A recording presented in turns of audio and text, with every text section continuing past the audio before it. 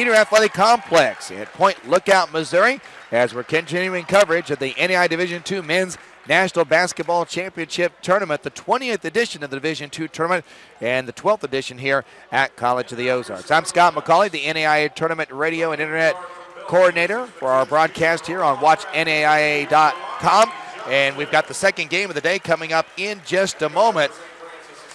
But first, we want to tell you about the outstanding first game we had just completed a moment ago, as Davenport out of Michigan, the number 12 seed, is upset number 5 seed Black Hill State in overtime, 78-74. So the winner of this game will be hooking up with Davenport in the 1 o'clock game here tomorrow afternoon. This game features the defending national champion and the 13th seed University of St. Francis Cougars against the number 4 seed Bellvue University Brewers. Joining me for this broadcast so I'll be doing the play-by-play. Joining me for the broadcast is our resident expert who parks himself here every NAIA tournament. Anytime we need him to work, as long as I give him meals, he'll do it. And I don't know what I promised him this time, but we'll get that figured out later. Dave Beckett is at the other microphone. Dave, good morning.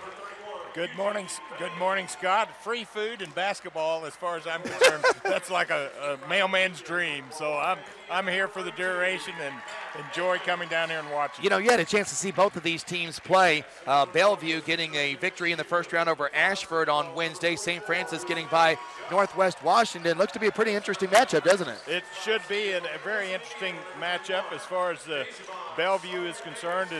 Bellvue kind of muscles up inside, where St. Francis a little bit more pattern-type offense, and so it's going to be a game of wills. Who can make their will go on top of the other one to win this ball game?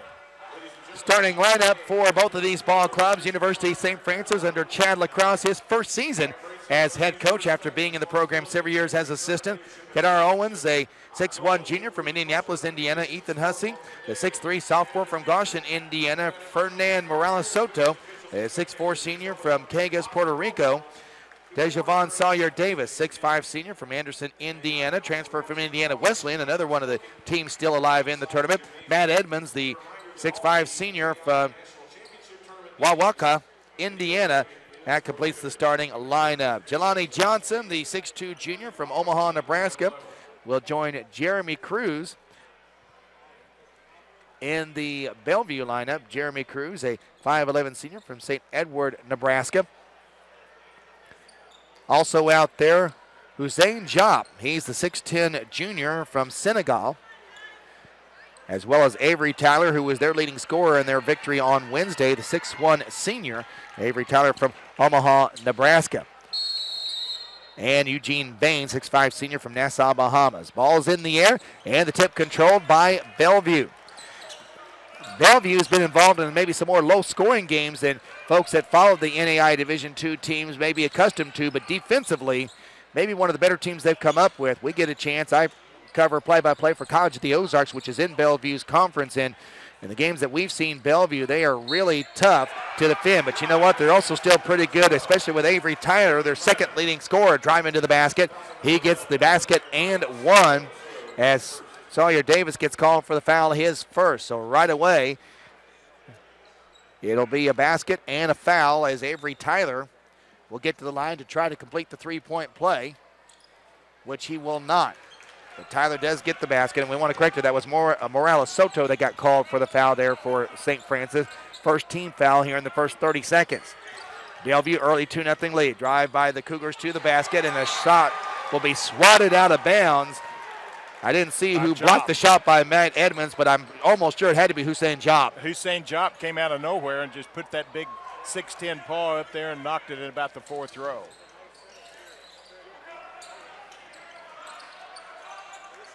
St. Francis with a basketball on the right wing. As Owens pulled up jumper from the baseline, no good. And a foul is going to be called as Owens kind of taking an off-balance shot there and used the ball fake and got his man up in the air, and Avery Tyler will be whistled for his first foul for Bellvue. But talking about St. Francis, defending national champion, as you already said, but Morales Soto and Sawyer Davis, both excellent players for St. Francis coming back for their senior years. Owens makes the first free throw. He has one more on the way. Sean Pavin, by the way, the head coach of Bellvue University in his third season, and had the Bellvue Bruins to the national semifinals last year. And a half-court shot by Walsh away from having him in the championship game. But one of the best finishes we've ever seen in the national tournament. I'm sure Bellvue doesn't feel that way because they were the victims of a shot from around half court that eliminated them in the semifinals when it looked like they were heading to the national championship game. 2-2 our score. Bellvue dressed in their road gold and purple trim uniforms. St. Francis in their home white and blue trim uniforms. Bellevue is the higher seed here. They're seeded number 4. Johnson with the drive. Bounces it inside. Bain has it. Bain goes to the basket strong and scores. Eugene Bain, who was Bellevue's leading scorer, 15 points per game for Bain. And he puts the Bruins back on top 4-2. And Bain, with that strength in there, has got another block down there by Jop, but St. Francis comes back. But Bain using his strength and muscle to get that ball inside, and we've got a shot, and it's going to go off of St. Francis, I believe. No, they're going to say Bellevue was the last to touch it, and that's going to keep the ball with St. Francis in the offensive end. Now, Bain's got a lot of bulk to him, and he's a very strong presence inside. 220, 6'3". Rebound, lost, out of bounds, but last touch this time by St. Francis. The Cougars the last to touch it, and Bellevue with the basketball. And St. Francis is going to have to figure out a way to get the ball to the basket one way or the other, get Jop to the other side possibly, because when you got a 6'10", 216-pound Hussein Jop in there that can block shots, it's going to be tough to get the offense on the inside. Going to have to shoot some outside shots to open up things inside to St. Francis. Here's Bain, baseline jump shot from 10 foot on the left side, no good. Jelani Johnson can't clear the rebound. It comes to Kadar Owens, who pulls up for 3 and the lead and buries it. Kadar Owens, also a returning player from last year's championship team, so they've got some experience to St. Francis, but it's going to come down to nice shooting that time by Owens, and I just talked about how they're going to have to shoot that outside shot to open up things inside. And Kadar did just that as he jumped it, just pulled up from about 22 feet and got it to go. Here's Tyler inside, puts one up, pumps it up and in as Avery Tyler now up to 4 points, and Bellevue back in front 6-5. Here's Owens into the corner. 3 ball instead, a pass inside or a drive inside, and the pass back outside, intercepted by Tyler. He pulls up for 3 and knocks it off the left side. In fact, not even really close to the basket. Got that one maybe off quickly. And a foul call on the rebound. They'll get Jelani Johnson with a foul. That is the first, make that the second team foul on Bellevue, just Jelani's first. Down 3 minutes in the ball game, 6-5 to score. Maybe a little bit of quick shot there by Johnson, but trying to make up for the difference, and a lot of times that's what happens, a frustration foul, and coming back and fouling was Johnson. 6-5 to score. Owens can't get a good look at the basket. He'll pass it to Hussey, who goes inside. Spin move in the lane, and back outside it goes. Shot clock now down to 10. Here's Owens. Tries to get help off the screen. Bellevue switches it up.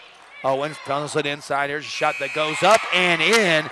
Talk about a desperation shot. DeJavon Sawyer-Davis was just trying to get, hopefully, to hit iron. He didn't hit iron because he hit all net. He hit all net as the shot clock was going off. The ball was in the air, clearly off in time, but like you say, kind of a desperation shot that finds the net instead of the rim. Cruz gets it to Baines. Baines goes inside, passes it off. Loose ball picked up by Johnson.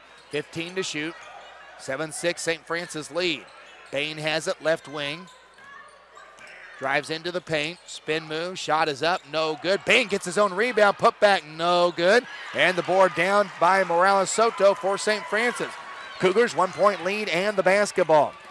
Owens across midcourt. Goes on the right side and then dribbles into the lane. He still has the ball, haven't given it up yet. Now gets it up.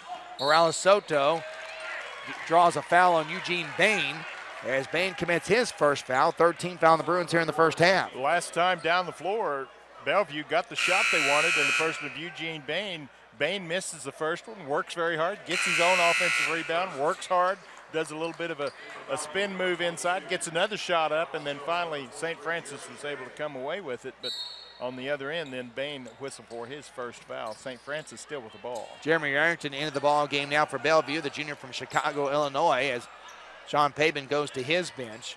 Here's a baseline jump shot, no good. Morales Soto does clear the rebound out to Owens, and they'll reset. 7-6 St. Francis in front. Right side Hussey gets it up to Edmonds. And timeout going to be called. St. Francis will take a 30-second timeout. 30-second timeout with 15:13 to go here in the opening half.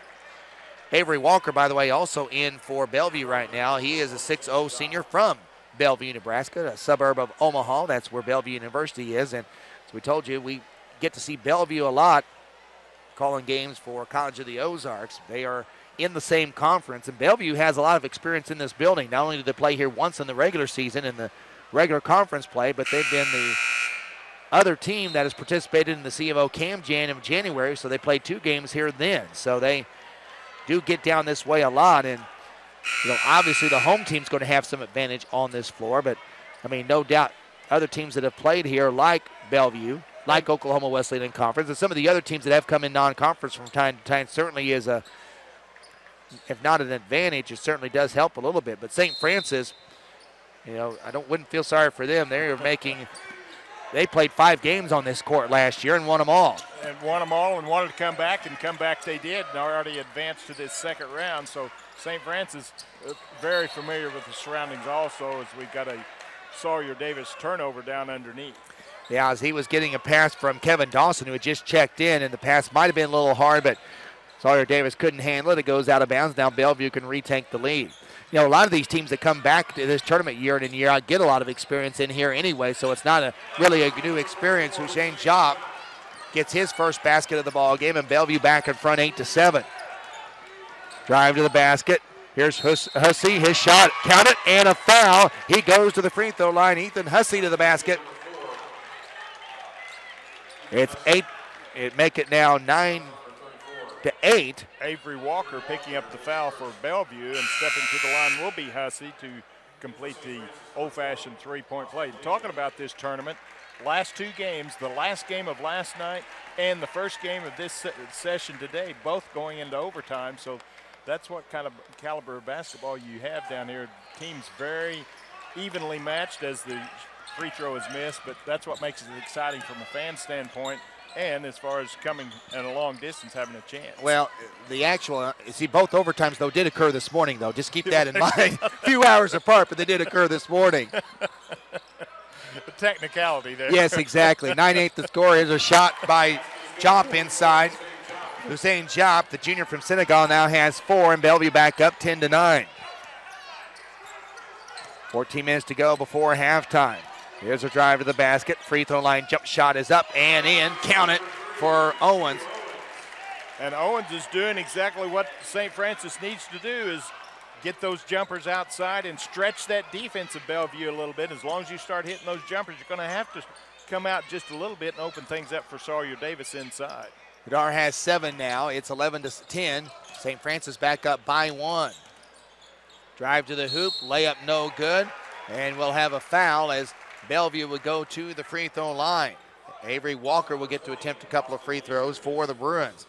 Bellvue on the season shooting about 68% from the free throw line. St. Francis just a bit better, 71%. So I'd say, Dave, about 70 to 75% would probably be the optimum. Obviously, you could shoot higher, it'd be great as a team, but usually kind of looking for the 70% range. And we've noticed that a lot of the teams coming into this tournament have had numbers in the 60s, but quite frankly, a lot of these teams, really, we've had some pretty good free throw shooting in this tournament so far, which has kind of been a little bit of a reverse of some of the trends of the last few years. And I'm telling you, there's been a couple of games where there's been about 60 free throws shot in each one of those games, and that's where it comes imperative that you make your free throws if you want to advance. And that's a situation where you've got to work on it. Like you say, you want to come in here with at least a 70% as a team.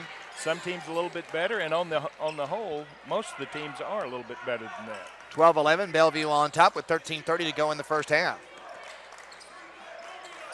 St. Francis with a basketball as Austin Leisure in the ball game.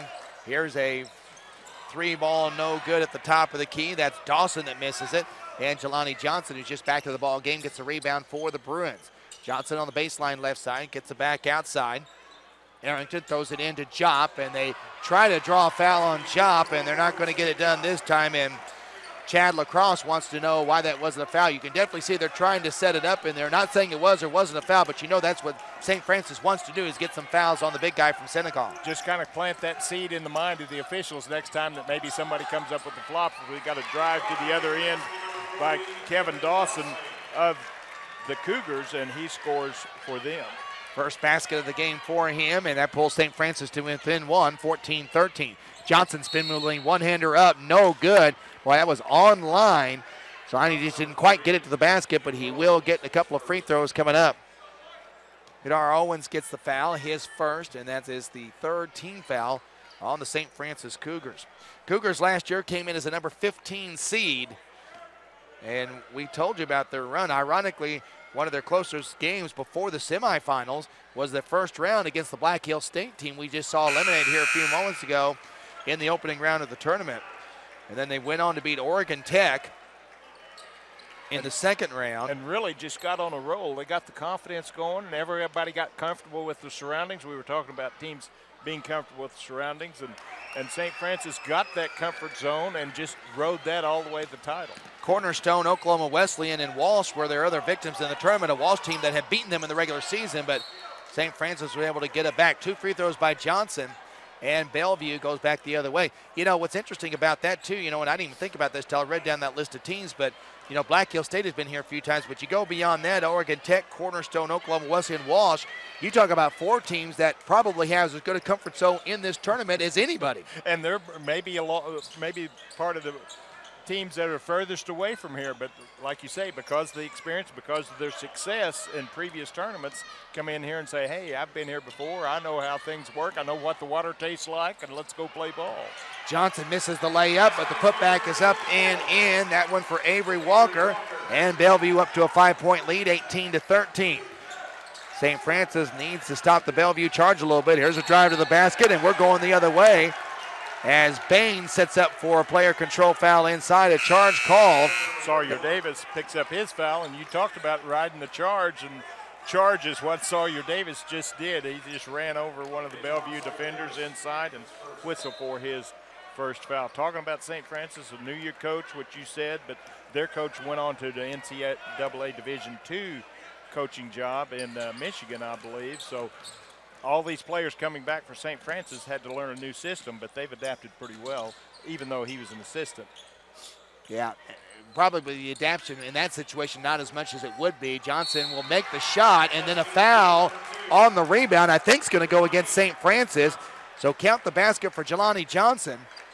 That makes it a 7-point lead, and St. Francis commits a foul, which means Bellevue is going to get the ball right back and a chance to expand the lead. Oh, they were jockeying for position under there. Matt Edmonds was pushing off inside. The official detected that, and as the ball went through, blew his whistle, and like you say, maintained possession to the Bruins.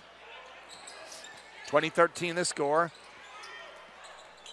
Bounce pass to Bain on the baseline. Bain drives, and he's going to, I think, step on the out-of-bounds line as he tries to get position inside. Credit Matt Edmonds that time, as Edmonds got in position as he got his spot on the baseline and forced Bain to go a little further out than he wanted to. Had 2 choices. Bain either do the charge and go over Edmonds or step out of bounds, and the official right there correctly calling out of bounds. Here's a 3 that is going to be short, but then fall home for Q Owens.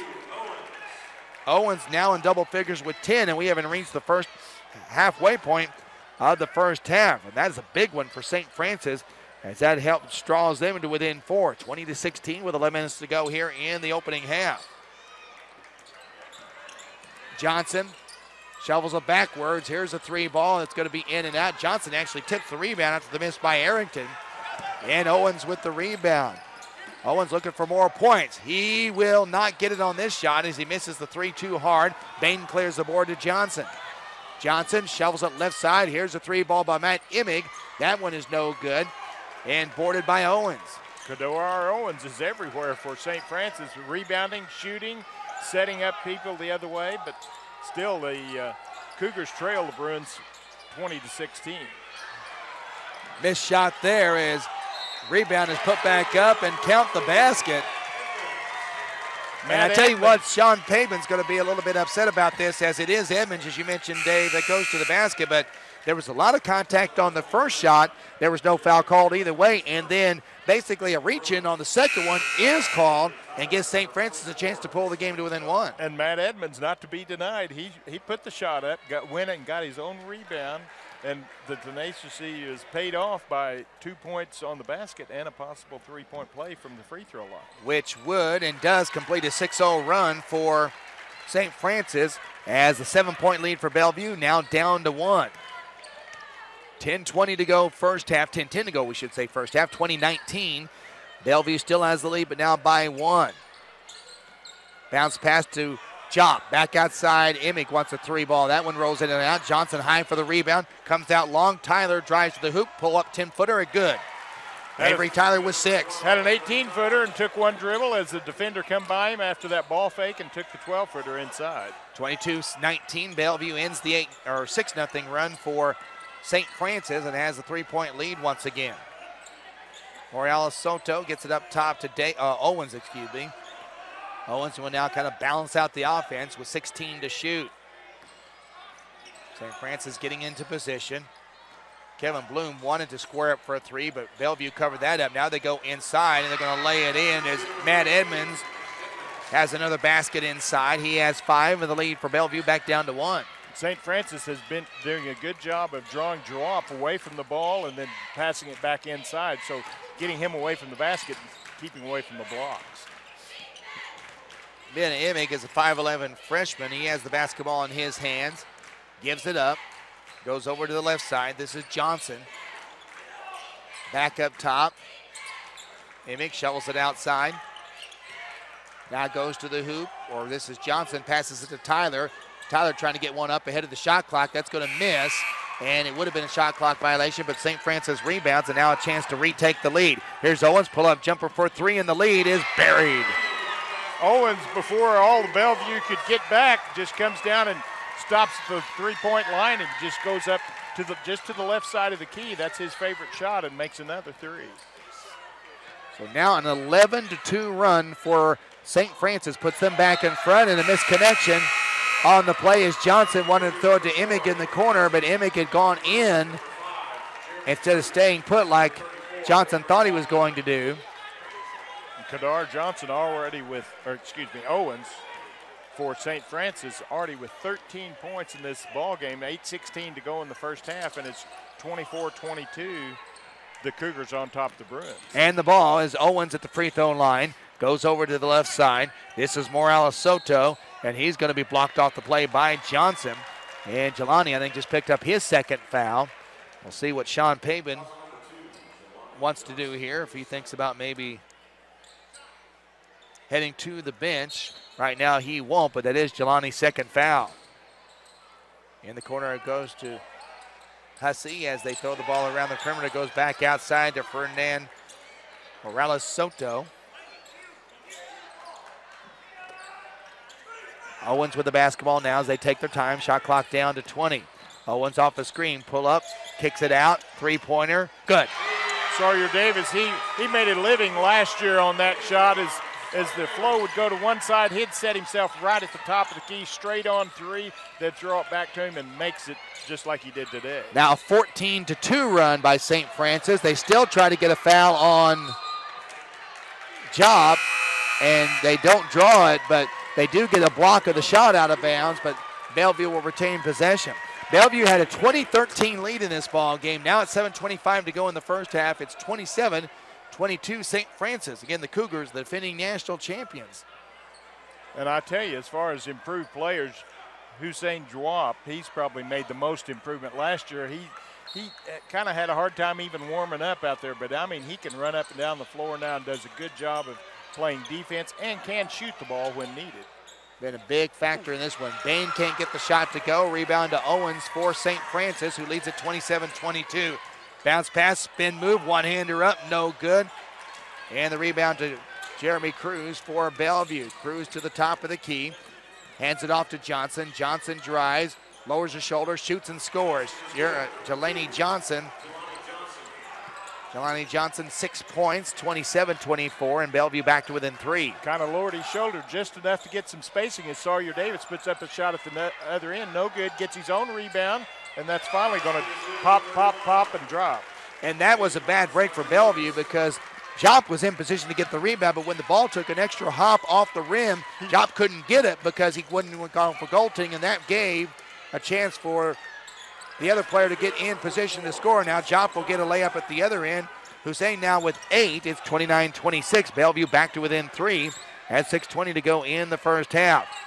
Entertaining ball game. It's a really close ball game as St. Francis on top by 3, 29-26. Ball's going to go off the St. Francis Cougars, but they're going to confer, are the officials.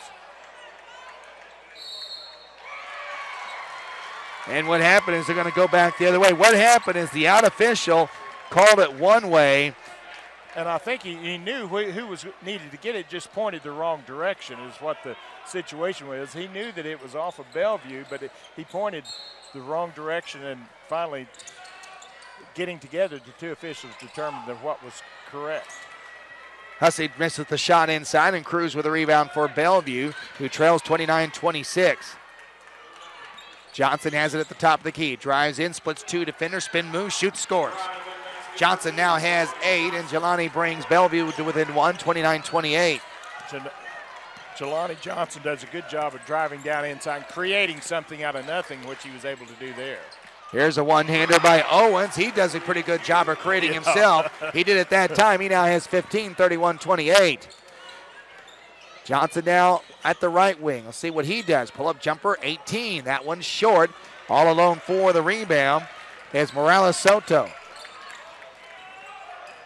As Owens takes the ball to the basket, puts it up and in, draws the foul, and a possible three-point opportunity here as Owens just takes it to the basket and forces Bellvue to either foul him or block the shot, and didn't block the shot. They fouled him, and Owens for 2. Listen to this for Q Owens in the first half, from the junior from Indianapolis, Indiana. 17 points so far in the first half, and he's going to the line for more as he's stretched the lead for St. Francis to 5, 33-28.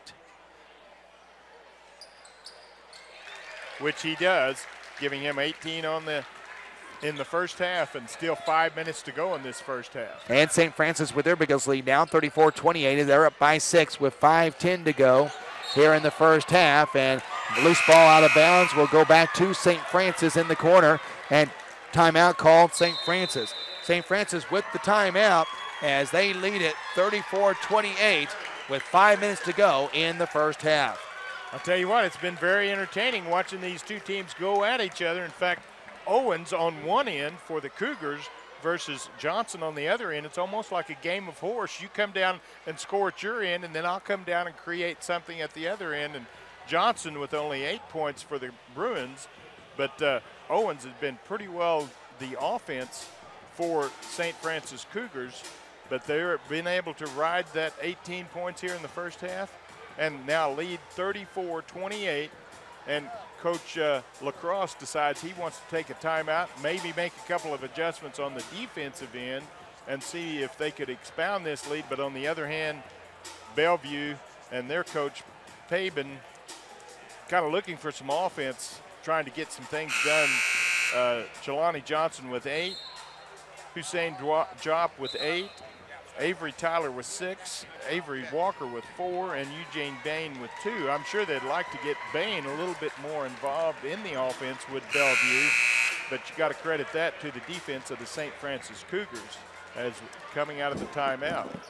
5:09 to go here at Point Lookout, Missouri, the NAIA National Division II Championship Basketball Tournament. What an entertaining place to be. Yeah, 2 entertaining games already. We had the first game go to overtime, and now this one, a 6-point St. Francis lead and the ball. Now under 5 minutes to play here in the opening half. Hussey has it for the Cougars. Gets it over to Q Owens as he tries to build on what he's done already in the first half. Hard to do that with 18 points so far in the opening half. Drop out of the game, by the way, for the Bruins, so we'll see if that makes a difference on the inside. Owens wants to force a shot up and does. And I'm going to tell you something. He created right there about as good as you're going to get. It's almost like I dare you to try to get this ball, and just as the defender of Bellvue reached across, Owens goes up and forces him to foul him on the wrist, gets 3 free throws. Well, you know, and it looked like to me, David, I'm not so sure that he necessarily, it's almost like Owens shot the ball into him. Now, I'm not saying the call wasn't right because I think it was, but what I'm saying is I'm crediting him for really creating that situation. He does miss the first of the 3 free throws and the second, so it turns out, even though it was Avery Tyler's second foul, it turns out to be a pretty good foul. It does indeed. As Q Owens comes in shooting 72% from the line and has missed 2 of 3. We'll see if he can get the third, which he does. So he makes 1 of the 3, but there again, he did draw the foul from a very important player for the Bruins, Avery Tyler, and he has 2 now. 19 points for Owens. It is a 7-point St. Francis lead, 35-28 with 4.5 minutes to go in the first half. Avery Tyler. Tyler had a big game. He scored 24 in Bellevue's win on Wednesday. Tyler so far 6 points in the ball game. He has the ball in his hands, trying to get around Owens. His shot blocked from behind, knocked away by Sawyer Davis. And here come the Cougars up by 7. Owens across midcourt, goes top of the key. This is Sawyer Davis to the free throw line. Leaner in, it is up, no good. Own rebound up and in. Actually, that'll be Fernandez Morales Soto that gets the rebound and the putback. Soto with 11 points in their opening round game. His first basket here. St. Francis, biggest lead of the game for either team, 9 points. And Bellvue right back on the attack and trying to get the ball to Johnson, but Tyler, and we got a steal at the other end, Sawyer Davis. Again with the steal. Here's Owens to the basket. It goes, and that's going to be Kevin Dawson, who now gives St. Francis an 11-point lead, 39-28, with 3:33 to go in the opening half. And St. Francis, I'm going to tell you something. I've said this before, and I'll stand by it. This is a very good defensive Bellevue team, but right now St. Francis is running right through them and just, really it's got Bellevue on their heels right now. And Jawap at the scores table ready to come in, and I think that's made a difference because without the shot blocking ability on one end and the rebounding ability on the other end, the quickness of St. Francis has just been able to extend this lead. That time Sawyer Davis whistled for the foul, his second. And that sends Tyler to the free throw line for a pair of free throws, which he misses the front end. Lead stays at 11 for St. Francis, 3:22 to go in the first half. Winner takes on Davenport. And what's interesting is St. Francis win this ball game, then you got a couple of lower seeds meeting in the quarterfinals as they've taken out 2 top 10 teams. Black Hill State eliminated by Davenport earlier as Tyler makes the second free throw and cuts the lead to 10, 39-29 with 3:15 to go here in the first half. Nice bounce pass on the baseline. Shot by Hussey, no good. Rebound out of bounds, but saved by the Cougars. 3 by Owens, no good. Rebound comes back out. Morales Soto with it. Left side, Hussey to the basket, shoots and misses that one again. And finally, Bellevue gets the rebound. And credit Jawap with not blocking the shot, but altering the shot and forcing those are 2 point-blank misses, but had to alter the shot. And by that, he missed the shot. Zeka missing the shot. Bellevue misses, and St. Francis right back on the attack. Lakeith Owens driving to the corner on the right side. He'll go back up top to Dawson, and now they're going to reset the offense as Chad Lacrosse off the St. Francis bench to call a new play, 39-29. St. Francis had been in the tournament a couple of times before, but had not been in 4 years before they made the tournament last year and went all the way to the finals. Here's a 3-ball top of the key. Hussey, no good. Jop had the rebound, couldn't control it, and now St. Francis, and a good move by Kevin Dawson. He saw he had nothing he could do, but there is one thing you could do, and that's call timeout. He was in jail, so he used the get-out-of-jail-free card, the timeout, and very alertly so. Otherwise, that was going to be a turnover and under the basket there. 39-29 the score. Coming up later on in our session today, and again, all these games you can see on NAIA, watch NAIA.com. Our noontime game, number 3 seed Cornerstone taking on Iowa Wesleyan. Iowa Wesleyan, like Davenport earlier, was a first-time winner in this tournament this year. Iowa Wesleyan had been here, I believe, 3 times before and finally got their first victory the 4th time, holding off Indiana Southeast in their game on Thursday. Iowa Wesleyan is the 14th seed, Cornerstone the 3rd seed, and then at 1:45, I told Matt Boss in the previous game we were doing here I said something's wrong with my bracket. Those teams don't have numbers by them. You know what that means? That means two unseeded teams. Two upset winners. And they happen to meet in the second round. That's Warner Pacific out of Oregon and McPherson out of Kansas, who eliminated Northwestern and Embry-Riddle in that order. St. Francis, after their timeout, gets the ball back. 30 seconds to shoot, 2:11 to go first half.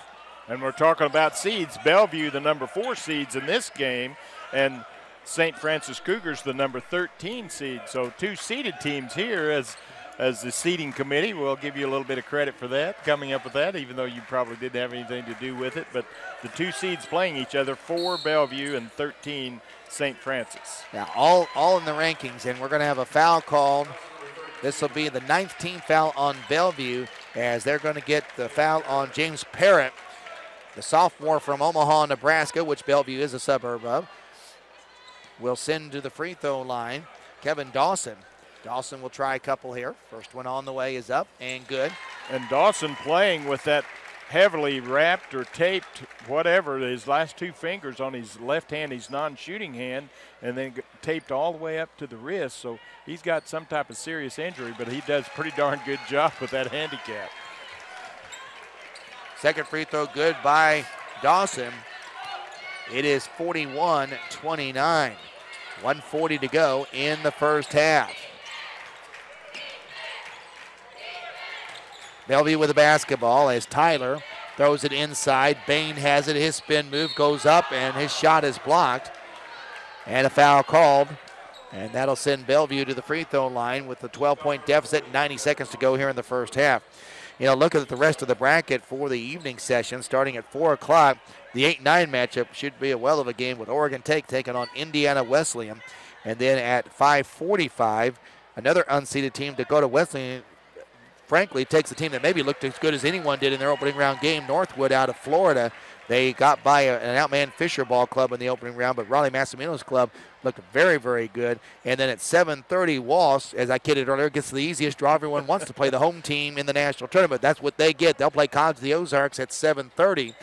And then at 9:40 or 9:15, the last game, Oklahoma Wesleyan, the 7th seed, plays 10th seeded Eastern Oregon. 1 of 2 free throws made by Eugene Bain, and then St. Francis turns the ball back over the other way. So with 1:24 to go in the first half, St. Francis now with an 11-point lead, but Bellvue gets the ball back. And Bellvue, I believe, needs to get Bain a little bit more involved in the offense. Only 3 points for Eugene Bain, as he's the leading scorer coming in here, averaging 15.3. But if you get Bain involved in there, and then that opens things up on the outside for your guards, and we'll see what Bellevue can, if they can get it to Bain. Bellevue 28-5 coming into today's ball game, and they get a layup from Ben Emig.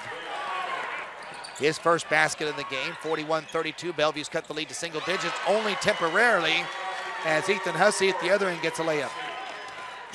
Now the action's picked up again. Bellevue trails by 11, 43-32. Here's Tyler on the left wing. Looks inside to Bain. They get it to him. Bain on the baseline, spin, wants to score, and does as he shoots that ball over Matt Edmonds. And Eugene Bain now in the ball game with 5 points. Bain turns to his left, and being the left-hander that he is, that's the baseline side, and was able to just kind of shoot a fadeaway 10-footer along the baseline. About a half-second difference between the game clock and the shot clock, and St. Francis is going to go ahead and take the final shot of the half. They also have the arrow to start the second half. They lead it by 9, 43-34. We're down to 12 seconds to go, and Owens standing right in front of us, getting ready to initiate the offense with Avery Tyler defending. They do a little switch up, slowing up Owens, but Owens gets around it, gets it outside. Here's a 3 ball that's up, air ball, but the follow-up will be no good as Edmonds misses the putback, and we have reached halftime, and our score, it's Bellevue trailing University of St. Francis 43-34 as we've reached halftime. And it's been a quick half. It's been a very entertaining half as we talked during the broadcast of that first half, but look up there and I'm thinking, wait a minute, that's under 1 minute already. It's been up and down, not too many fouls called, and pretty clean ball game. Well, and we were having a fast game the first time until your broadcasters on that game, myself and Matt Boss, let that one go overtime. So, but we've actually had 2 very good competitive and quick games here. Even the overtime game, we only started maybe about 10 minutes late because it was a very well-played game, again, won by Davenport. Q Owens already with 19 in the first half for St. Francis. Sawyer Davis is added 7, 6 for Matt Edmonds, 4 for Ethan Hussey, 2 for Ferdinand Morales Soto. That's the 43 for St. Francis. Bellvue has 8 by Jelani Johnson and Hussein Job, 7 for Avery Tyler. Eugene Bain with 4, and Avery Walker has 4 in the first half. Emig also with the basket in the first half, 43-34. Bellevue with the lead at halftime, or St. Francis with the lead over Bellevue at halftime. St. Francis 43, Bellevue 34. We'll step aside for a couple of minutes, and when we return, we'll have the second half of our game between the St. Francis Cougars and Bellevue University Bruins. You're listening to our coverage of the NAI Division II men's basketball tournament here on WatchNAIA.com. Back in a few minutes.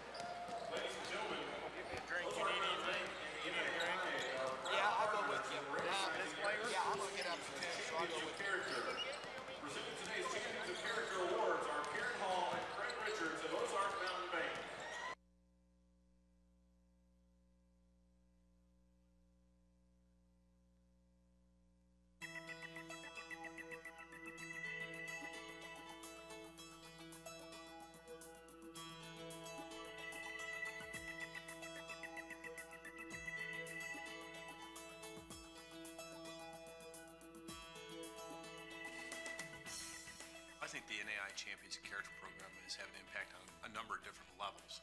I think a lot of times we see it from a coach's perspective is that they look at it like, man, I've never thought about this. And they may even be doing character development inside their practices and inside their games, but it hasn't been intentional. And so a lot of coaches take the Champions of Character program and just incorporate it to make it intentional and to make it something they actually do on a day-to-day basis. What we're trying to do is to provide coaches application models. We're trying to provide them models that they can intentionally implement character into their coaching style, intentionally implement character into their practice plans, into their themes of the week, how to craft teams of character, how to work with individuals to make individuals of character, and how that all fits into the bigger picture. I think Champions of Character hits every problem that's involved in youth sports right now. The thing that we really battled as high school coaches were kid burnout. They weren't coming out as a high school player because they'd had negative experiences, the parent situations in the stands and berating other kids and coaches and things along those lines, plus just negative character things within your own team. The Champions of Character program has really given us a good basis for parent and coach and student relations during our athletic seasons. The program has really helped us with knowing the boundaries of parent and student behavior, fan behavior, and coach behavior. This is the way we need to go in athletics, period. It is the value in life that we need to get across our young people, because young people do not see leadership from their parents in many instances. They do not see leadership from we as coaches in many instances. And we have to rise above the process of athletics of being a win and lose situation. And I think NAI is trying and attempting to do that. Champions of Character programs has a variety of curricular components. To talk specifically about what would work well in our district and what we need to be focusing our efforts on with our coaches. Okay, what do we want to accomplish? When do we want to accomplish it? And how does Champions of Character fit into the overall mission of the Blue Valley School District?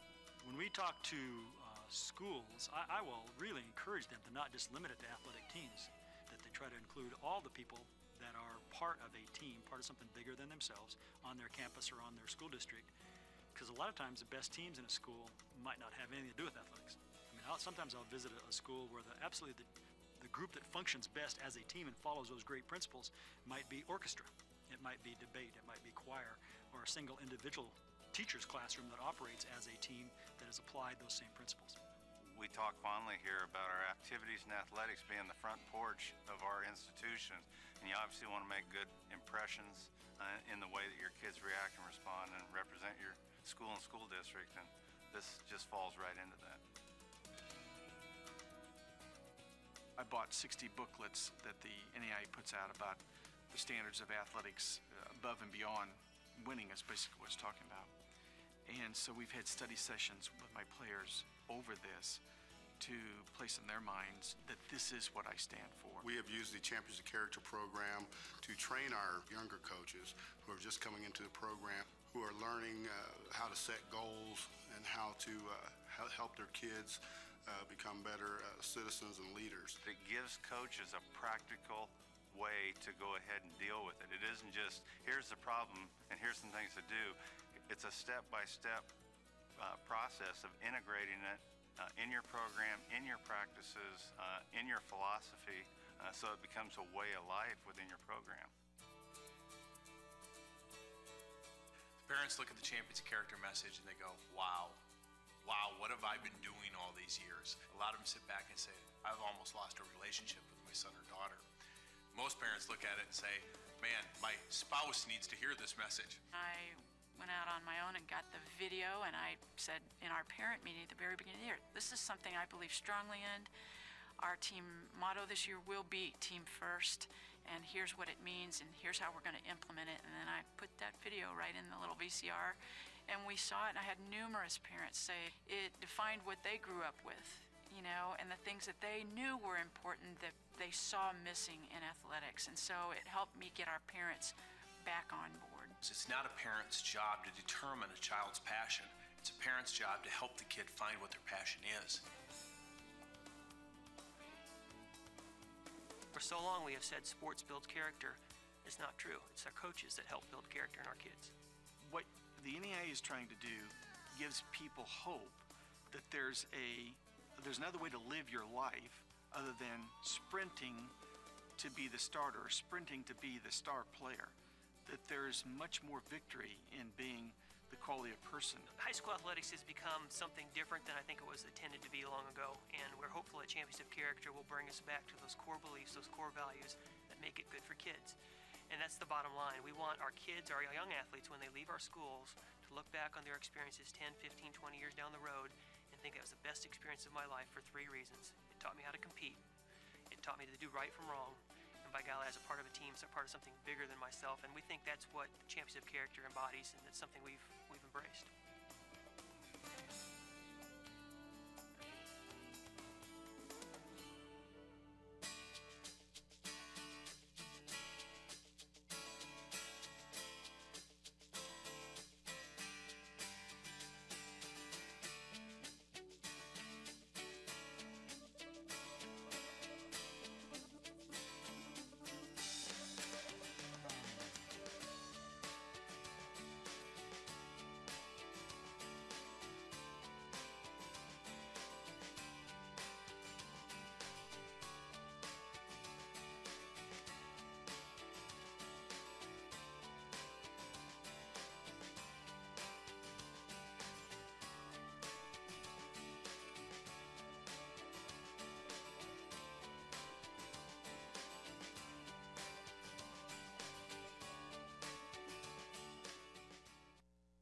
Branson area businesses are proud to support competitors of the NAIA Division II basketball tournament and foster the traits of champions of character. Respect is treating yourself, others, and your sport according to the highest standards of conduct. Integrity means keeping commitments and behaving honestly. Servant leadership is putting the group first while performing at your best. Responsibility is solving problems rather than making excuses and being accountable for your actions and decisions. Sportsmanship is acting correctly, even when others do not, and demonstrating fairness in all contests and relationships. The NAIA Champions of Character program guides student athletes to know the right thing, do the right thing, and value the right thing on and off the court. The following businesses are proud to support the NAIA and the Champions of Character: Ozark Mountain Bank, White River Valley Electric Cooperative, the Vacation Channel, and College of the Ozarks. National Basketball Championship Tournament at the College of the Ozarks Skeeter Athletic Complex. Scott McCauley along with Dave Beckett. Halftime score has St. Francis on top of Bellvue 43-34. Looking at the stats, we gave you the scoring numbers a little bit earlier. Keo Owens leads all scorers with 19 points. Lonnie Johnson and Hussein Job have 8 apiece for Shane Pabin's ball club as the Bruins fall behind by 9 points. They fell behind by double digits a couple times, but managed to keep the game close. Bellvue didn't shoot badly in the first half. Dave, they shoot 56 or 54% in the first half, 14 of 26. St. Francis shoots 16 of 34 for 47%. St. Francis does make 4 3-point goals in the first half and ends up leading it at halftime, even though Bellvue shooting a percentage from the field that you can't argue with. Not at all, and have a turnover there on the first possession by St. Francis. The one stat that jumps out at me is that St. Francis has out-rebounded Bellvue 19-9, so therefore you get a few more shots whenever you can out-rebound your opponent by 10 at halftime. And also limit your opponent's shots as well. Jop inside, he lays it up, and it's no good. Bain with the rebound, it's good as well. Bain just happened to be in the right place at the right time. The rebound just kind of popped off to him, and he was able to catch it and score the little 2 to 3 footer inside. 43-36 the score. St. Francis basketball as Bellvue back to within 7. Here's a drive by Hussey. His layup no good. Follow-up will be no good as Morales Soto missed it, but then Owens picks up the loose ball and then throws it out of bounds as they're trying to hit Evans on the baseline. Kind of both players at fault there. Maybe a little bit too hard of a pass, but by the same token, you got to be ready to catch that ball from your teammate this late in the season. You know that ball's coming. If you get open, Owens is going to find you inside and does fall out of bounds for St. Francis. Jeremy Cruz with the basketball. His pull-up jumper for 3 is short, and the rebound out of bounds. It will be last touch by Avery Tyler and will belong to St. Francis.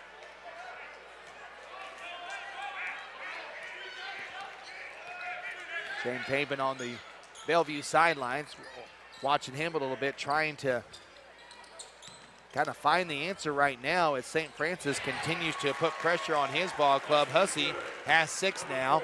It's 45-36, back to a 9-point advantage for the Cougars. Johnson kicks it outside to Cruz. Johnson has it in the corner, crosses it over, shot is up, and that one is good, but wave it off as they're going to call a player for control foul. Sawyer Davis was right there looking for the call, which he got as Bellvue is called for the player control or the charge, and going the other way is the Cougars.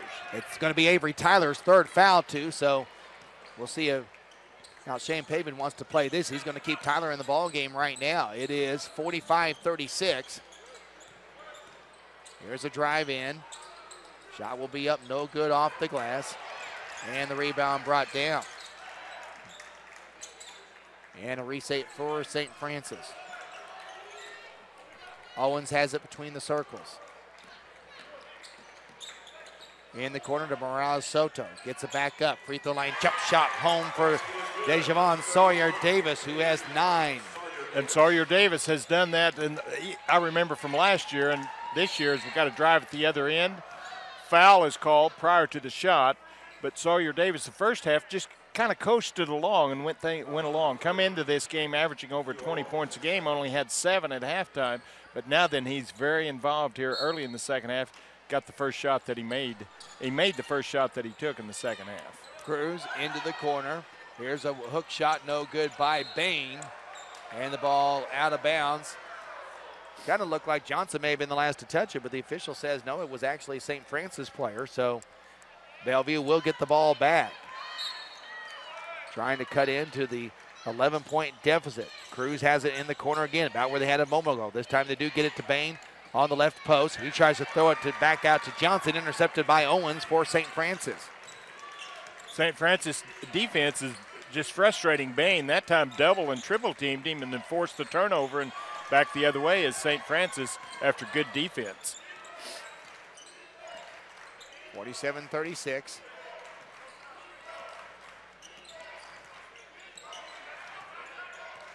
As Owens keeps hold of the ball, drives to the lane, 10-foot jump shot, no good. Johnson skies high for the rebound. Here are the Bruins on the run. Johnson running the court, gets it to the center of the court, goes all the way in, shoots, scores, and is fouled. That time Sawyer Davis was planted ready, but I believe he was too far in under the basket, almost right under the basket, and did not get the call, did Sawyer Davis. And that's important because that is his 3rd foul for St. Francis, so that could be a big factor. So starting to get some players with 3 fouls.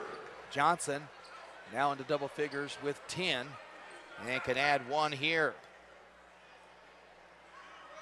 I think you're right, Dave. I think the reason they didn't get the call, I was kind of screened out, but it did kind of look like he had slid a little bit under the basket and also may have been a little bit on the move, falling back before the contact, anticipating that, and that might be what I call went against him. They had a big play for Bellvue. They pulled it within 8, 47-39.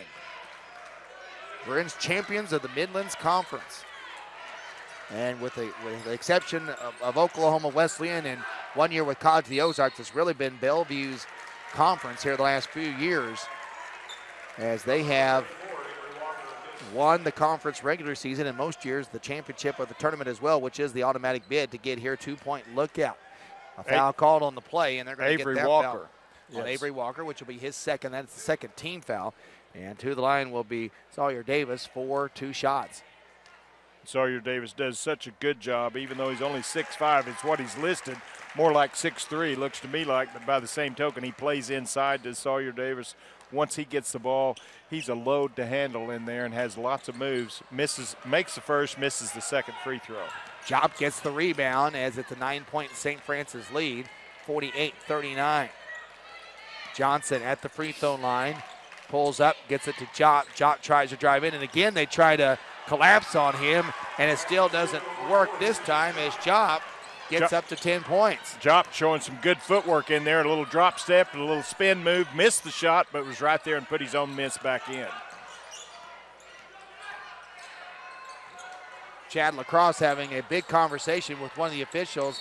I know they're wanting a call on the player control fouls. They're trying to get on the inside, and now St. Francis will get a call at that end as they're going to call Bellvue as they push one of the players out of bounds. And that's going to be foul number 3 now on Avery Walker. And you talk about selling a call. Sawyer Davis sold that call down underneath as he drew the foul. But like I say, a little bit of dramatics there, and Avery whistled for his 3rd foul for the Bruins. Top of the key. Bounce pass inside, and then a layup will be in by Matt Edmonds. Good ball movement that time, as Edmonds now up to 7 points in the ball game. And it's 50-41. Bellevue's deficit back to 9 as St. Francis extends the lead. Johnson trapped in the lane. He does get out. Gets it up to Tyler. Over to Johnson. Emick throws it inside. This is Jop. His jumper from there rolls in and out. And the rebound comes down to Morales Soto. Last 2 times the Bruins have gone to Jop inside. The last time he was able to score. This time the the shot was there, but just simply rimmed out at the last second. Owens gets a steal or commits a turnover almost as Johnson tries to get a steal, but he's on the out-of-bounds line when he catches the ball, and it will belong to St. Francis. Bounce pass to Hussey. Goes to the free throw line. Morales Soto will be called for traveling as took an extra step there. So Bellevue with the stop. And now a chance to kind of delve into the deficit a little bit. 15 minutes to go. 50-41 the score. Bellevue defensively gives up only 64 points a game. They already have given up 50 in this game. Bruins also behind on their scoring average per game coming into the tournament at about 81 points per game. Bellevue almost throws the ball out of bounds, but Johnson saves it. Gets it off to Tyler. Tyler drives to the hoop, pull-up jump shot off the glass is in. That is Avery Tyler now to 9 points. Tyler 11 points per game, close to his average now, and Bellevue back to within 7 at 50-43. And Tyler with those 3 fouls has got to be very careful on that drive to not to pick up the charging foul, as we got a block at the other end by Johnson, but it comes back to St. Francis. And in the corner, a drive to the hoop by Hussey. Gets it off to the free throw line, jump shot for Matt Edmonds, who now has 9. And it's 52-43 with 14:15 to go. The ball bounced in the favor of the St. Francis Cougars that time as the shot was blocked, come right back to him and was able to score in a broken floor situation as Jop gets it down inside, point blank, hits it just off the back of the rim a little too hard and bounces out, but we'll have 2 shots. Jop, who scores about 8 points per game, 64% from the free throw line. Bellevue, Avery, Tyler, and Jelani Johnson are the best free throw shooters, shooting between 70-75%. Q Owens was whistled for that foul. That's his 3rd. So fouls are going to end up being a factor. We're still a long ways to go, 14 minutes and 4 seconds to go, in fact. But Q Owens and Sawyer Davis for the St. Francis Cougars, very important players with 3 fouls. Jop gets one of the 2 free throws, and he now has 11 points, actually shooting a little bit above his average. That cuts the lead to 8. Davis does leave, or Owens leaves the floor right now for St. Francis. Actually, he's not scored here in the second half. Here's a layup underneath, and they're going to call an undercut. And that one was a little bit of a late whistle as well. I'm not saying it was not a right or wrong call, but Shane Pavin arguing that point over on the bench, but to no avail as it was be free throws coming up for Sawyer Davis. Bain is the guilty party, only his second for the Bruins, but by the same token, that puts Sawyer Davis on the line, and he's a good free throw shooter, makes the first. Davis a 79% free throw shooter, so makes the first of 2, and he's up to 11 points now. One more on the way. That one rolls in and out, and Jop high for the rebound for Bellevue, trailing it by 9, 53-44. Emig in the corner, gets it off to Johnson. Johnson back to Emig. Emig throws it on the baseline to Jop, whose hook shot is good, and Jop now heating up. He's got 13. Bellevue to within 7 again, 53-46. Not only heating up, but they continually to go to Jop until St. Francis stops that inside pass. They're going to continue to attack that, or is Bellevue. Holy cow, long 3, dialed home by DeJavon Sawyer Davis. I think he hit that one from Fort Wayne, Indiana. From the volleyball line, at least. Yeah, at Fort Wayne, Indiana, 56-46, 10-point lead. Jelani Johnson answers at the other end. He has 13, 56-48. Bellevue back to within 8. Dawson gets it off. Drive to the basket by Hussey. His shot blocked by Jop. And Emig with a rebound. Ben Emig down the court. Gets it to Johnson. Johnson on the run. Fuller inside is good. Beautiful fast break that time. Good pass by Ben Emig to feed the perfect pass to Jelani Johnson. Good teamwork both ways, as we've seen 2 different times, and now then finding someone down underneath, and that is Dawson as St. Francis Cougars. And that was just Bellevue not getting back on defense quick enough that time, and an easy layup for Dawson up to 8 points. Johnson free throw line jump shot. That one rolls home. Here comes Jelani Johnson. He now has 17. Johnson averaging just under 10 points per game, a little bit above his average, but Bellevue is the type of team that even though they've got a couple of leading scorers, they've got offense potential from quite a few spots on the floor. Long 3 passed up, drive to the hoop. Shot no good. Battle for the rebound won by Jop, who fights to keep the ball and gets it to Johnson. Bellevue can cut into a 6-point deficit now. Johnson, pull-up jumper from the free throw line. That one is short. Rebound long, but collected by Hussey for St. Francis. And St. Francis a little bit more conscious to the inside, and that allowed Johnson the last 2 times to have 2 open looks because they're so concerned about those easy shots down low. Bloom has it at the free throw line, passes it inside, back up top it goes. Here's a 3 from outside, just the top of the key. That's off the right side, and rebound to Bellevue. Timeout by Bellevue. Bellevue takes a timeout, 11:34 to go in this one from College of the Ozarks, 58-52. It's a 6-point lead for the St. Francis Cougars, defending national champions here at the National Division II tournament. Bellevue, semifinalists, Final Four team of last year. This is kind of a heavyweight matchup to find in the second round of the tournament, a Final Four team and a national champion from last year. But one of these teams will be done after today. Bellevue, the slight favorite as the number 4 seed. You know, we talked about this, Dave, when we talked about this tournament. You know, you look at some of the unseeded teams that have won here so far, and certainly you have some coming out from the rankings, but, you know, Dakota Wesleyan, for example, an unseeded team that won. You know, Dakota Wesleyan wasn't a team that was in the middle of the pack someplace. They were a top 25 team. So a lot of times you get an unseeded team that is ranked in the top 25 to play in this tournament. So when you're playing an unseeded team, you're not playing a team. Warner Pacific is another example that's ranked in the top 25, even though they are unseeded.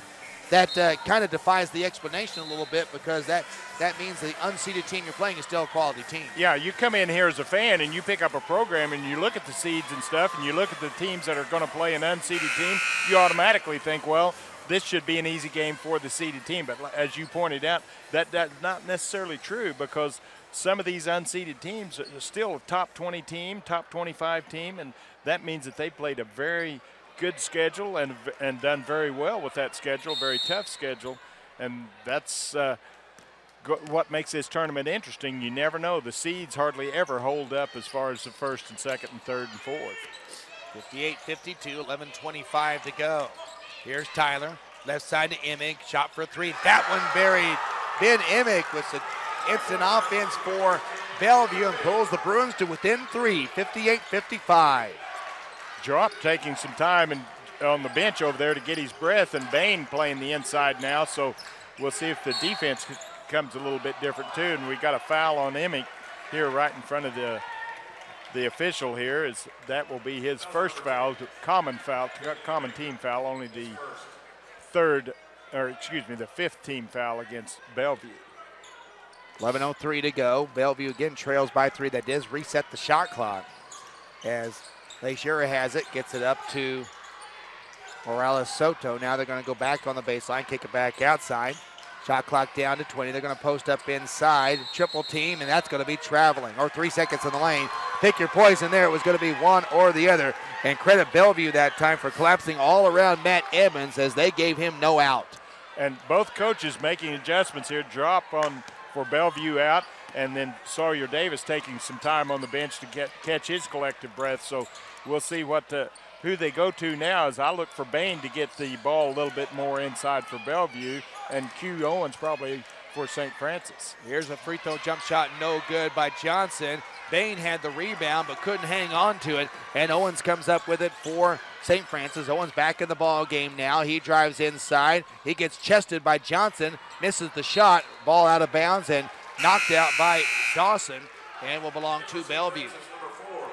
Coming in for St. Francis is Hussey, as he is going to replace Leisure. So the Cougars content to just drop back and play a man-to-man defense, but it's a very active man-to-man defense, good help defense, good team defense. Johnny Johnson in the corner. Up top he goes to Tyler. Tyler shot for three, buried. Avery Tyler has the three, his first of the ball game, and we have a new game, Dave. We're tied at 58. And this is the game that we were looking for, and Bellevue has worked very hard. Now that we'll see if they can sustain that effort and go ahead and not kind of take a breath or something and let St. Francis pull away again. Q Davis at the top of the key for the Cougars. That's the danger about comebacks. You kind of feel like you got back and you've made it, but you kind of rest, but not Bellevue. As Emmett gets the steal, gets it to Johnson. Johnson inside to Tyler, shot up, good. Avery Tyler with the basket, and Bellevue retakes the lead at 60-58. And the gold and purple of Bellevue celebrating as Chad Lacrosse has to take a timeout for St. Francis. 60-58, 9:22 to go. The last 2 minutes, Bellevue has turned up the defensive pressure on the defensive end and come away with a couple of steals coming down, but then they are just attacking the basket. I thought maybe they might be more of a situation where they're going to start shooting from the outside without Drop in there, but without him in there, that kind of creates some openings, and they've been attacking the basket, getting some easy layups down underneath. I'm sure Sawyer Davis coming back into this ball game for St. Francis, as we do have this timeout called by St. Francis.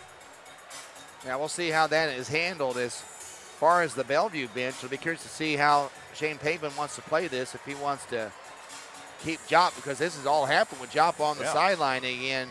Certainly you're just going to not leave him out of the game, but at the same time, you know, and this is where coaches earn their money, because sometimes you don't know if you want to keep the formula you got, because sometimes you want to go with the hot hand, but you don't want it to get so bad that they start taking shots or start making plays you don't want. But right now, Bellevue's clicking on all cylinders as they charge back into the ball game.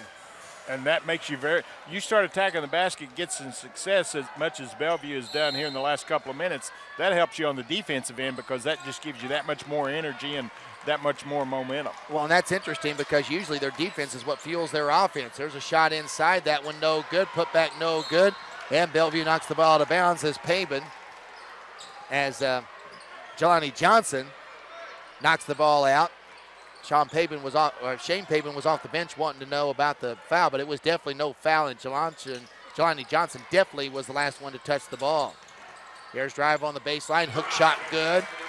Count it for Ethan Hussey, who has 8. And that ties us at 60. And Sawyer Davis is back in the ball game for St. Francis. Missed that layup down there, but they were able to score in the person of Hussey. Here's a 3 ball in the corner. That one is in and out. Rebound, though, tied up. A good play by Avery Tyler as he slips in underneath the player blocking out the rebound and ties the ball up. Arrow goes to Bellvue here. A good job that time for Bellvue to get in there and get it tied up. Johnson to throw it inbounds. Comes out long, and Tyler does the smart thing, lets the ball float into the backcourt. And will get it back into the front court. Tyler, crossover dribble, beats his man, but has the shot blocked as he goes to the basket. And Morales Soto comes away with the rebound. Here comes St. Francis looking to retake the lead. And the ball broken up, knocked out of bounds on the baseline as Tyler was able to get a hand on it and knock it out of bounds. And now then, Bellevue's got all the momentum, even though it's just tied. They were down by 8 at one time and was able to battle all the way back. But defensively, they are hustling and trying to get in the passing lane and create some havoc against St. Francis. St. Francis, though, can retake the lead with a basket here. This is Hussey to the baseline. He's double teamed. He backs back out of there, goes cross court to Owens. Owens still without a basket here in the second half as we're down to 12 on the shot clock. Owens being guarded by Johnson. Off a screen, but a good switch by Bellevue. Back to the corner it goes. There's a long shot for 3. Buried home in the corner by Sawyer Davis. 17 points now for Davis. Back to a 3-point St. Francis lead at 63-60. Here's Jelani Johnson to the basket. Blocking foul called. And that's going to be foul number 4 on Owens. And that is a big call. You kind of hold your breath on both benches, but now it's Chad Lacrosse that has to think about what he's going to do with Q Owens, who now has 4. And he had 19 points in the first half, I believe. Hadn't scored in the second half, isn't that correct? But as it is 4 fouls on Q Owens, and the catalyst of the St. Francis team as far as running the point.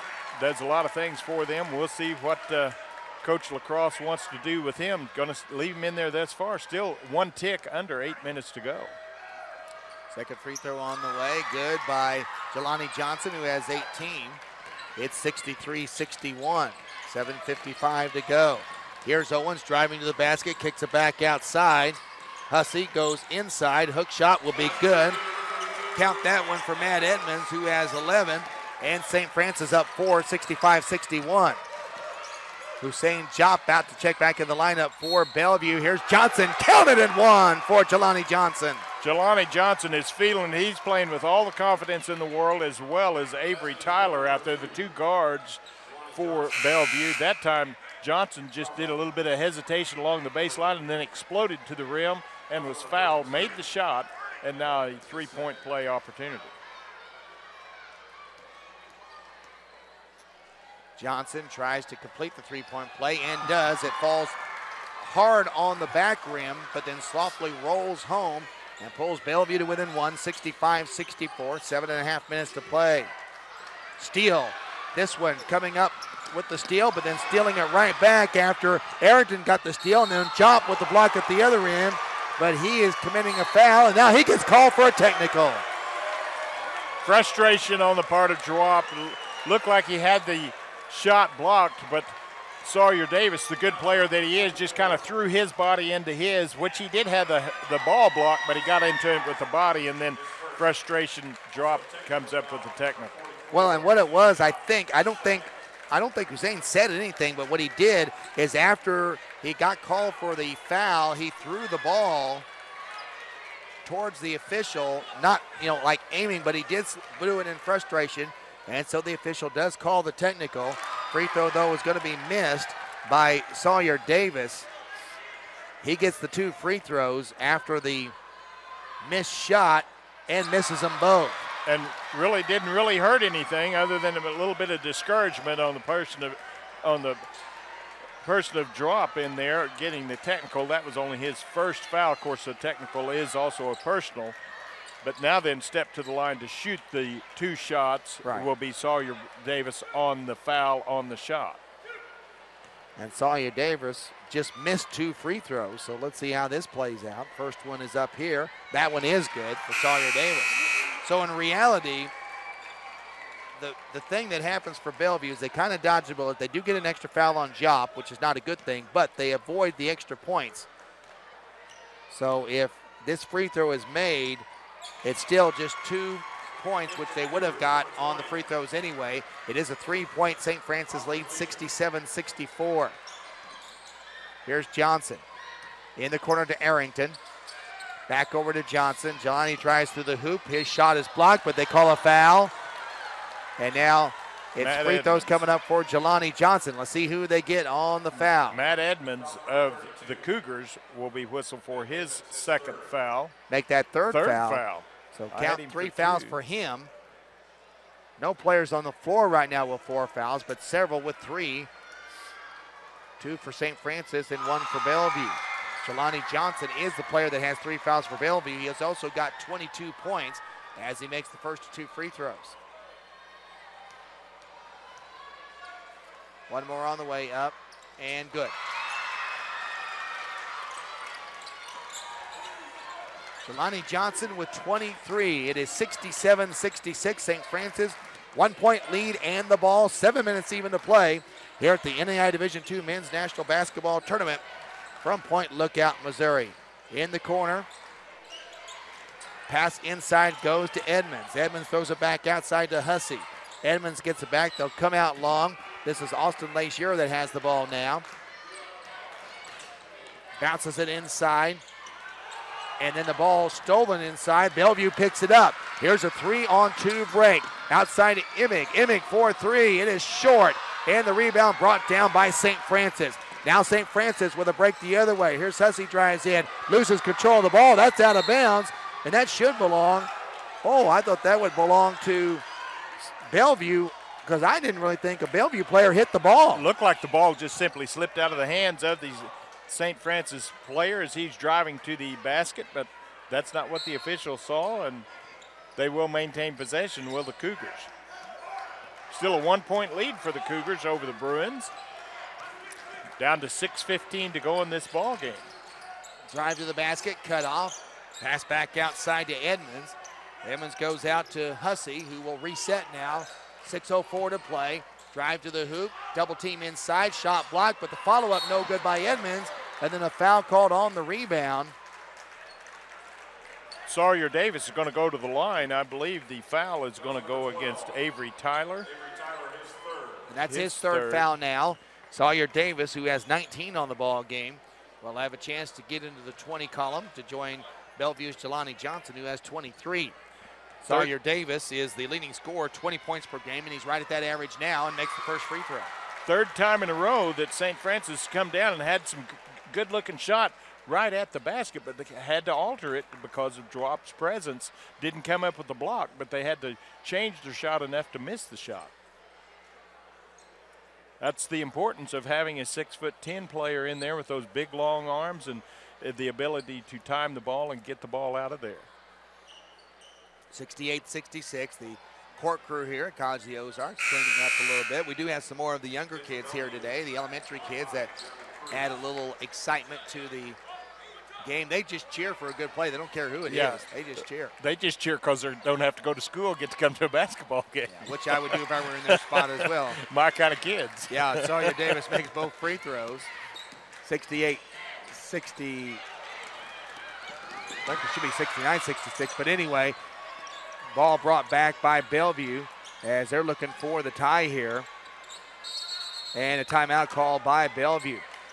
I'm like you. I think it should be 69, but maybe we missed one. Sawyer Davis with 21, which he had 19 prior to going to the line. But and that's what they're going to check right now. And we have the live stats aren't working for this particular ball game, so we can't check it over there. And they're going to check it right now, but the board did have it. They're going to check with the official score over there, but I had it as 69 is what I had on my count. And like I say, and they got it right now, so everything's okay now. They did, and probably just when they were putting some subs in the ball game after the free throw, forgot to put the point up. And as being a timekeeper myself a time or two, sometimes you push that button and it doesn't really make contact, and you're thinking you got the number up there, and it really didn't go. So then you go to the scorebook and say, hey, what should it be? Is this correct? And you work together over there as a team. 69-66, 5:41 to go. Bellvue basketball trailing by 3. Arrington has it, looks for help, and gets it as Johnson comes out and gets the basketball. Johnson pull-up free throw line jumper is good. Jelani Johnson, 25 for the junior from right in the Bellevue area at Omaha. Here's a 1-point lead for Bellevue and a rebound by Bellevue. Jelani Johnson gets it off the miss. Now Bellevue shooting for the lead. Here's Johnson in the corner. They pass up the 3. Johnson gets it outside and will give it to Tyler.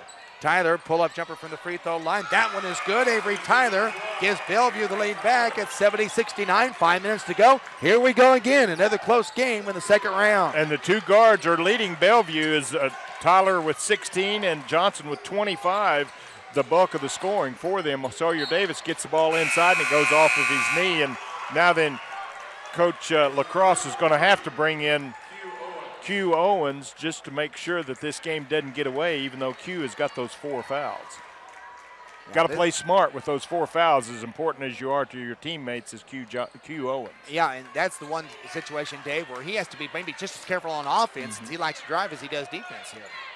70-69, Bellevue on top and the basketball. Jelani Johnson off to Tyler.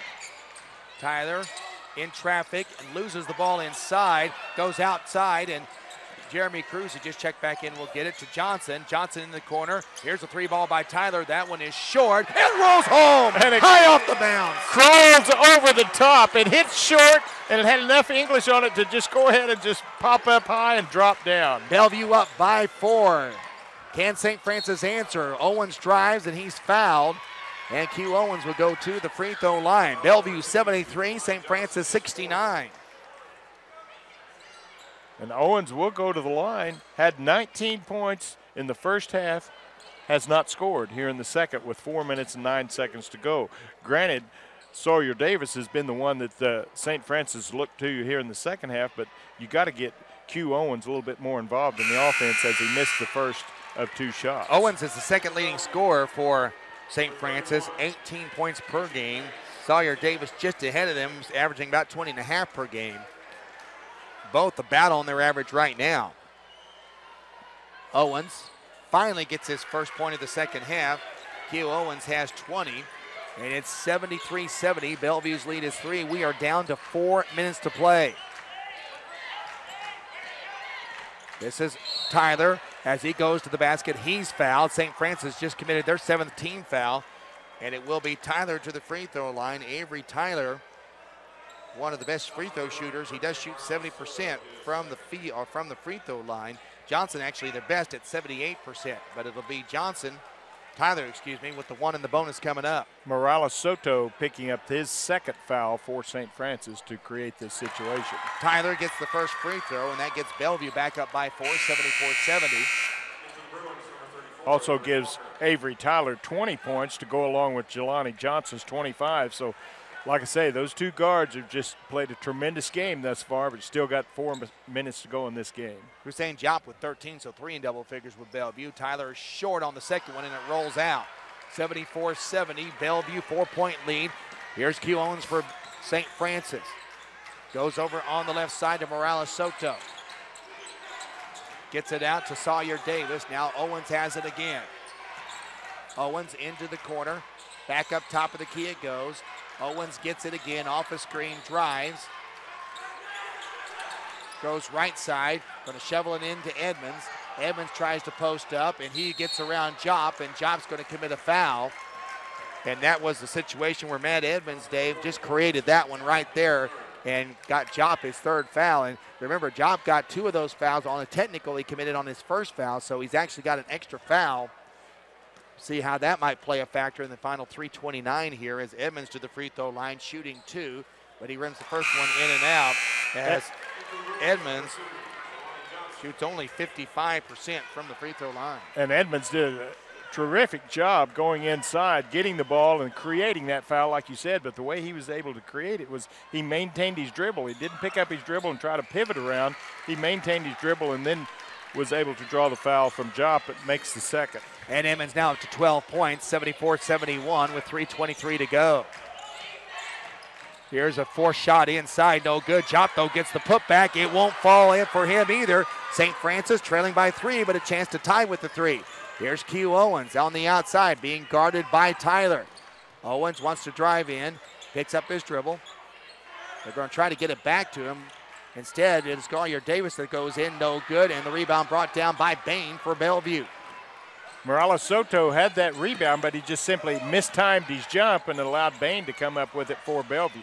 Here's Tyler, jump shot from the free throw line extended, no good. Here's St. Francis with a rebound. They got a break going the other way. Here's Collier Davis. He runs right over a Bellvue player, and they're going to count the basket and call a foul. On Jop, I believe. Let's see how this is going to go. Basket's good, 44. Yeah, they got Jop for the foul. His third.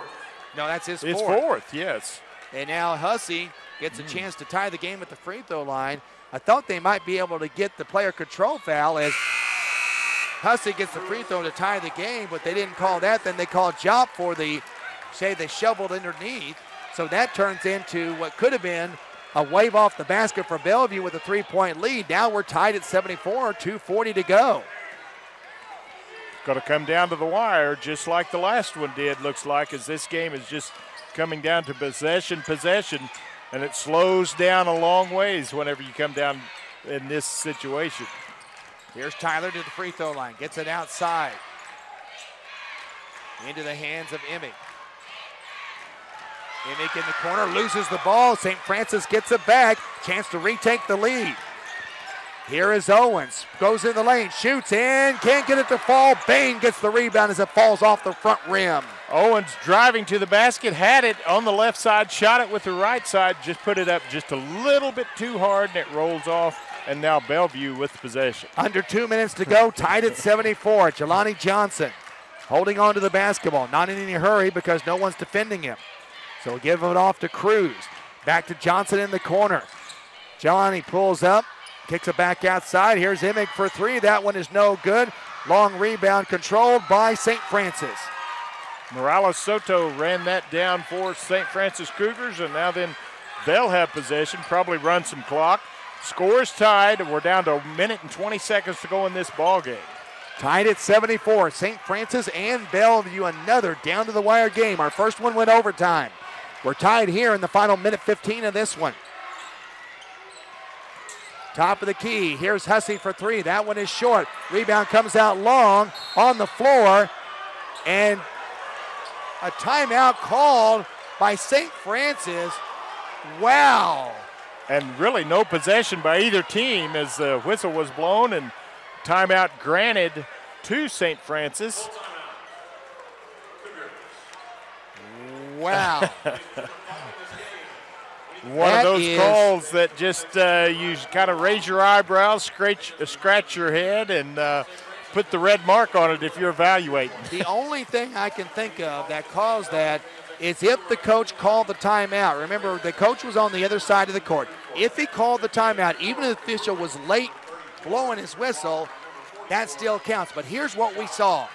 I'm just reporting what we saw. What we saw is the ball loose on the ground, no possession, and at that time, we saw a whistle calling for the timeout. That is the sequence that we saw in real time. Now, whether Chad Lacrosse got that timeout before that sequence started, all we know is that the whistle didn't blow until after the ball was on loose on the ground. Come across the lane, got the ball for just a second, and was popped out of his hand. Then the ball is loose, then the timeout call. So it would have had to been a pop-pop situation and a delay whistle, let's say, to give the official the benefit of the doubt, because when the whistle was blown, the ball was just kind of rolling around there. Almost going out of bounds. Yeah. Yeah, in fact, it was about to go out of bounds, I think off St. Francis. Yes. So we'll see how this plays out, but it is St. Francis basketball with 32 seconds to go, 1:04 on the game clock. Again, that's the shot clock we're talking about, 26 seconds now, 58 on the game clock, 74 all the score. And St. Francis going a 2-for-1 here because they'll run the shot clock down and then they will have a chance to get the ball back after the next 35 seconds is reeled off. Bounce it to Hussey. Hussey drives in the lane, kicks it back outside. Here's Q Owens down to 7, down to 6. Owens going to force one up, puts it up, no good. Rebound, Jop gets it for Bellevue, and then a foul going to be called on Jop. They call him for an elbow. He's fouled out. Wow. Jop goes up strong, gets the ball, and as a rebounder. Well, they're going to talk about it here, and they were going to talk. Now, here's what they're going to do. They've got a question, and I'm not sure what they've got a question on, but they're going to the monitor. Dave, you know, I think what they're going to do is they've called the foul. They're going to question whether it was an intentional foul. If it was an intentional foul or a flagrant foul, then they not only get free throws but possession of the ball. So they're determining whether St. Francis will go ahead and maintain possession after the free throws. I mean, the foul has already been called against Jop. He's fouled out. But it was an elbow, and they're determining whether it was an intentional foul. And if it is an intentional foul, in their opinion, then they will get the free throws plus possession of the ball. All right, we got the monitor in view here. We're kind of looking at what they're looking at.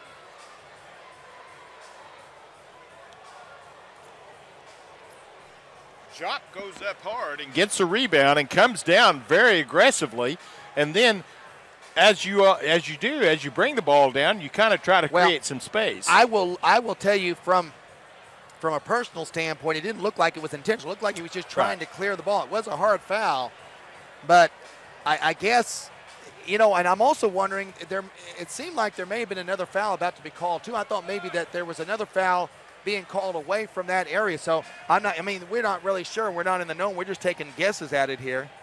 So let's see what's going to happen here. In my opinion, Jop has fouled out on the rebound. It's just a matter of determining whether it was intentional where they maintain possession after the free throws. That's my interpretation. Okay, they're going to talk about it here. Now here, we're going to explain it to the PA announcer. He's going to explain it to us. So we'll wait for the explanation with you here. So it is going to be the 5th foul on Jop. Right. That has happened. Yes, because he did swing the elbow. It's just whether the elbow was an intentional or in a flagrant situation. Now remember, on a player control foul, now here's the other thing. They might have been seeing if he actually had possession of the ball because the ball was knocked out of there. That may have been what they've been checking too, because if it's a straight player control, it's not free throws, it's the ball out of bounds. Yes. And that would be determined whether it was flagrant or not. Then there would be free throws. That's the thing. And it is out of bounds, just as you said. Right. It was a determination of a player control foul, ball out. 5th foul, though, that's the big thing for Bellvue. Well, and now shot clock is off, so St. Francis can go for the final shot in the win here. 74 all the score. Morales Soto with the ball, gives it to Owens. Q Owens with 20 in the ball game, being guarded by Johnson. Game clock down to 10 seconds in regulation. Here we go. This is Hussey. Drives to the basket. Down to 4 seconds. Hussey's jumper is up. No good. Follow-up is good. 0.8 to go. Timeout, Bellevue. You got to be kidding me. Bellevue, maybe for the 2nd year in a row, is going to get eliminated on a shot with under a second to go. I tell you what, Edmonds was right there looking for the rebound just in case it came off, which it did. And Edmonds just went all the way across the lane, got the ball, and didn't even come down with it, just kind of popped it back up or tipped it back in. Now then they're determining to make sure how much time should be left on the clock. Back to the monitor we go, and this is important because it really will determine what kind of play Bellevue can run now. Remember, Bellevue last year was eliminated on a half-court shot at the buzzer when they were up with about a second to go. And then this time, a tip-in. Now remember, as soon as the ball goes in, the clock stops, but there is a little bit of a factor in getting it stopped in a timely manner. And they've already conferred and determined that that's going to be the correct 0.8 seconds, which is enough time to catch the ball, turn, and shoot. Now, if it's under 0.4 seconds, all you can do is just tip the ball. But 0.8, there is enough time to catch the ball, shoot the ball. You'll have to do it quickly, but there is enough time to where you just don't have to try to tip it in there. Wow. What a sequence of events here in the last 30 seconds of this ball game. Is dropped, whistle for his 5th foul on a rebound, trying to clear some space. Inadvertent elbow, which fouled him out. But then that enabled St. Francis to run the shot clock down. They didn't want Q Owens to get it back. Once he gave it up, they wasn't going to let him get it back, which is good defensive strategy. And now St. Francis will take a timeout to set up a situation here on the play. And Shane Pavin back to the bench.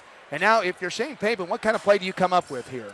Well, you've got to come down here with just .8. You got the first thing, it's imperative that you get it to where your person can catch the ball.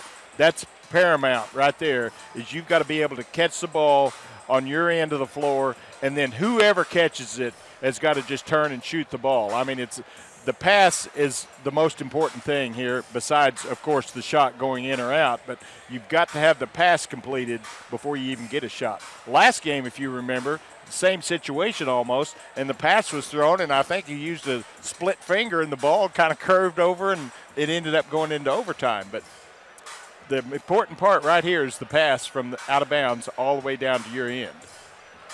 Well, .8 is what's going to stay on the clock. We may not have stated that a moment ago, but they did look at the monitor, and they got it right. .8 is what Bellevue has left in their season, unless Shane Paving can draw a play that will get him a shot from full length of the court. And a good look at the basket. They've got some good outside shooters. Of course, Tyler will be in the game. Arrington, also Cruz, all good outside shooters. Now they are going to put some on the inbounds pass, and now Bellevue is going to take a timeout. So now Bellevue takes a timeout. And this is the longest .8 that you can probably remember. And remember, talking about remember, keyword, is you can run the baseline. Now then, if you're Bellevue, you can set up a play to where that you fake this way and come over there and have the guy run the baseline, set up, and try to get the defender to bowl over you, which would be a situation where you could have some free throws, which I've seen that done before, successfully and unsuccessfully. But what it does is you can get I think you'd like a better chance making 2 from 15 feet right than you do making 1 from over 90 feet, having to get the ball down there. And you're right. And so, and what they did is the first time they came out, St. Francis was not guarding the inbound play. The second time they came out, they were. So now let's see, they are going to go ahead and guard the inbound play again. And it's not as easy to guard the inbound pass since you can run back and forth on the baseline. Now, if it was a set, then I would say that was the situation. I think I would probably draw my extra defender, St. Francis, back here to try to double team someone which I think is going to get the ball, but we'll see what happens. Okay, 3 timeouts later. Jelani Johnson to throw it inbounds. He's going to launch it down court. The pass is going to be caught. The tip. Game over. St. Francis wins it. What a game. What a game. A disappointing game for Bellevue. But by the same token, St. Francis was able to overcome some adversity and come back at the very end and do what they had to do, and that was get the shot, tip it in if it missed. But there are going to be some things at the end of the game with the timeout that was granted, with the loose ball, at least that's what we saw. The foul on Job after he got the rebound. But the number 4 seed and the number 5 seed now eliminated from the national tournament as Bellevue falls to 28-6. St. Francis keeps their national championship alive